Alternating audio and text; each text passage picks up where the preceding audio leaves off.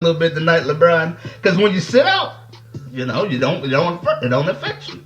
I like But it. healthy scratch, you get all zeros across the board like you played the game for 48 minutes.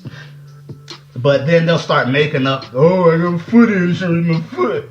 I got strep throat. LeBron had strep throat for one day last week. Did you see that?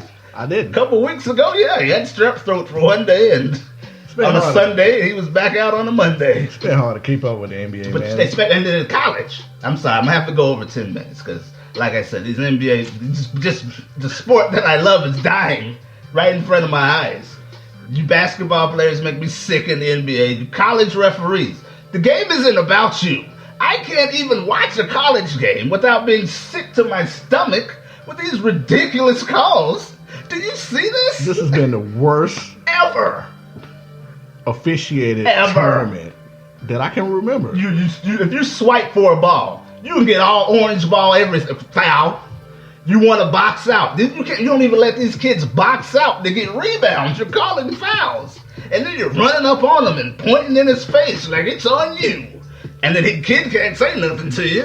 I tell you what, Joel Berry probably should have fouled out the game at least 3 or 4 times we done played an opponent. But they wasn't calling it. The referees in a nutshell. The Arkansas versus North Carolina game. Joe Barry comes barreling down the lane, throws something up. Hamburglar Kennedy Meeks catches it and puts it back in. No call, nothing. That's something. That's something. You know he's a hamburglar, so stop it. Stop disrespecting Kennedy. You know Kennedy's a hamburglar. I know he's 2 milkshakes away from being obese. But that's something, though, right? You just don't let him play. It's pretty awful, man. And then high school. Zion, I'm sure Zion's great. He's awesome. I'm sure. Oh, we're going to go there. Yeah, I'm sure Zion's great.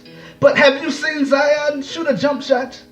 Or pass a basketball or anything other than a 360? It's great. 360 windmill is great. But well, these highlights definitely don't show any jumpers. no. And then the kids he's playing are like 5'4". I think I think it's some private schools. So I can't really fault him on. Now, to his But defense, it's just crazy. Like this all ball is just falling apart. from what I've read, when he actually have played a level of talent, Similar, school, yeah. similar level of talent, that he's shining in those games as well. Give me a I jump haven't shot. seen the goal is definitely to go see a couple of games this year. Mm-hmm. I know there's a rumor, especially with the emergence of South Carolina, that he could stay in state He's not and maybe staying throw in here. that Garnet. Frank Martin's too tough. It's quite possible. Frank Martin's too tough. And I don't think a lot of these players want to, Frank Martin is a gangster. he is. And a lot of players like that, not just him, they don't want to be really like, Frank Martin's going to yell at you. And he's going to coach you. And he's going to cuss at you. And the way some of these high school players are now, they like Kevin Garnett. AAU is killing. He said that Kevin Garnett. I agree with him. AAU is killing the game. They think they're superstars. You have these and they're in the 10th grade. soccer dads. Yeah, who's LeVar coaching, Balls. thinking they're Greg Popovich. Yeah. LeVar Ball. I'm so sick of hearing this damn name. Like, He gets the most attention. But for what? And I said this on ESPN Upstate. He reminds me of my drunk Uncle Junior. Because he just walks around talking blasphemous statements. I'm better than Jordan. I don't think and he my means son. That's the thing. Yeah. That's why I say keep he's covering the him, drunk yeah. uncle, man. He's He's just talking out the side of his damn neck. He's not serious with having these statements. And then LeBron, keep my son out your mouth. He didn't say anything. All he said was, your son is okay. I don't know, Did mine. you hear his reaction back to LeBron? He said, I don't care. He didn't say, LeBron, your sons are terrible and I hate them all and my sons are better than yours. He just was like, hey, most of the time when your dad is great, sons ain't gonna be so great. And you got a lot of pressure. And that's true. He's putting some ultimate pressure on his kids, though. I mean, And I think them other 2 kids not that great.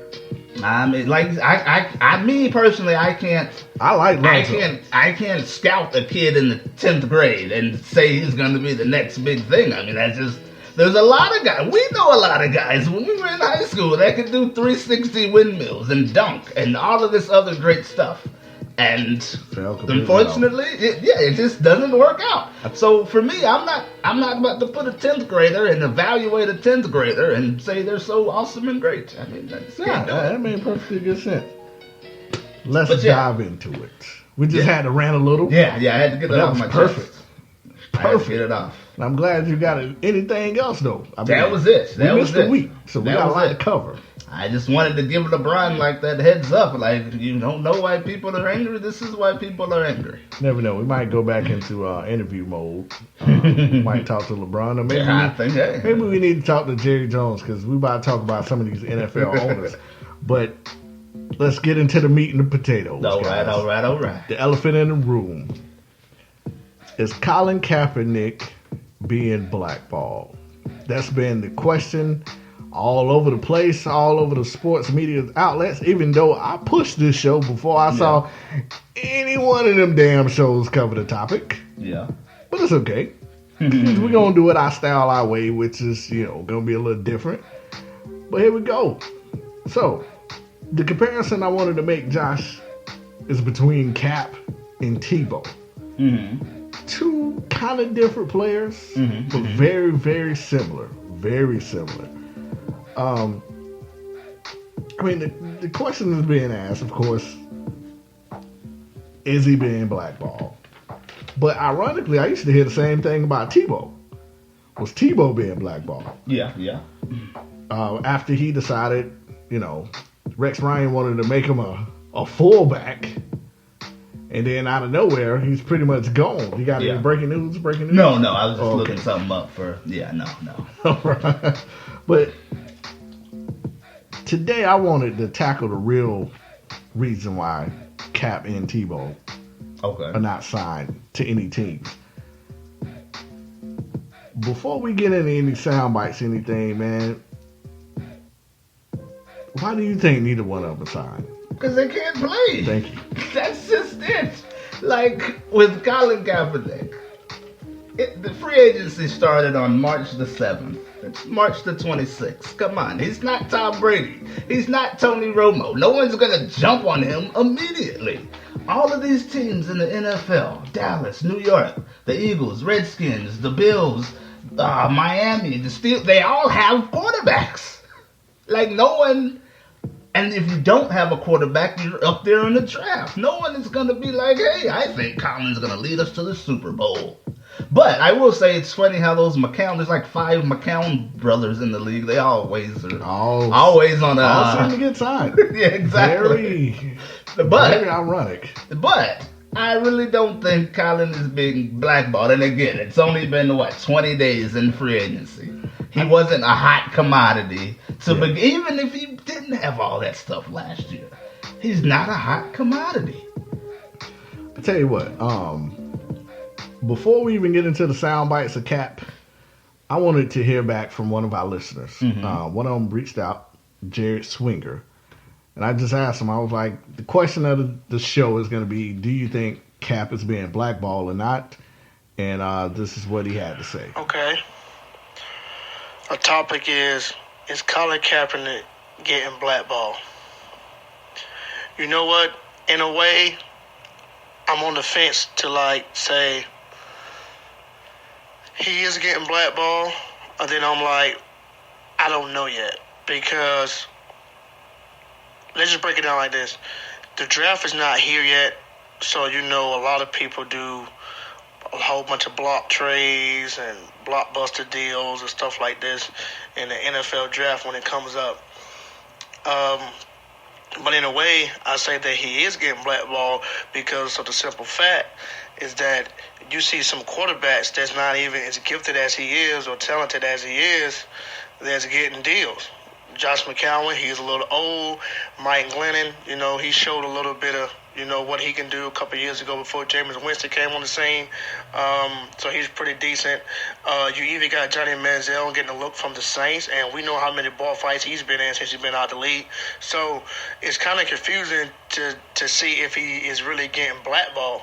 I would say that it's kind of scratching the surface, kind of like itching to be like why he hasn't even got a phone call yet.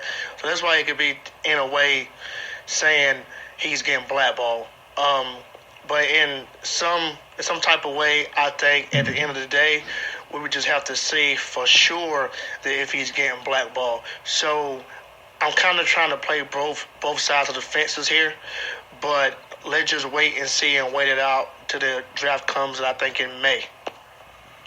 And I tell you what, before we give our opinion, let's go ahead and give a little soundbite of Cap for all the Kaepernick supporters, and then we're going to dive into this thing. All right.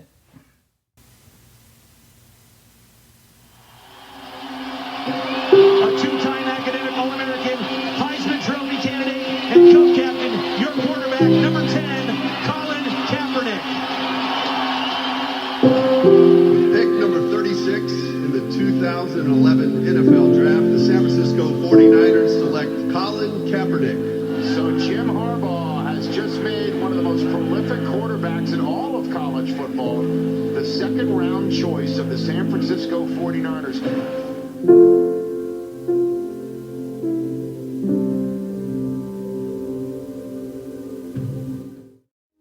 Oh, wasn't that sweet? I just thought, give him a little love before we destroy him, probably. Yeah. But I mean, before I get into my breakdown, what's your rebuttal towards our listener, Jared Swinger? We don't know if he's getting calls or not yet. I mean, they're not NFL teams aren't gonna be like, yeah, we talked to Colin today. Like, we don't know. We just don't know. And like you were saying, we do gotta sit on the fence about it.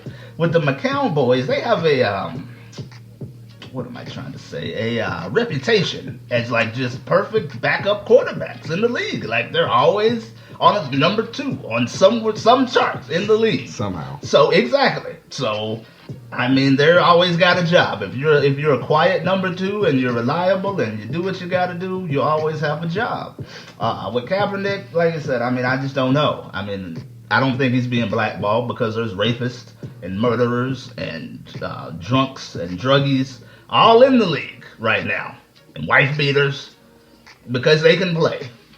And Greg Hardy was in the league because Jerry Jones thought he could still play. And once everybody saw that he couldn't play, where is he at now? Somewhere beating the hell out of another woman. Exactly. So here's the breakdown on Cap. Now, coming out of college, Cap was considered, of course, a dual threat quarterback, which means, boys and girls, that's somebody who can run and throw. Mm-hmm. Now, like Tebow, I thought that throwing motion was horrific. Yeah. And the scouts will tell you, if you have a little hitch in your throwing motion, cornerbacks are too smart. Yeah. And it gives them a couple of seconds to react, which could lead to a lot of incomplete passes and interceptions. But I didn't think he was accurate enough to be a pocket quarterback. There wasn't no type of both. Oh, both? Okay. Yeah, there wasn't no type of pocket presence, but just, to stay on Cap. But I mean, if you look at all the great running backs, they have some type of pocket presence, like Warren Moon, Mike Vick, McNabb, Cam Newton, Steve Young.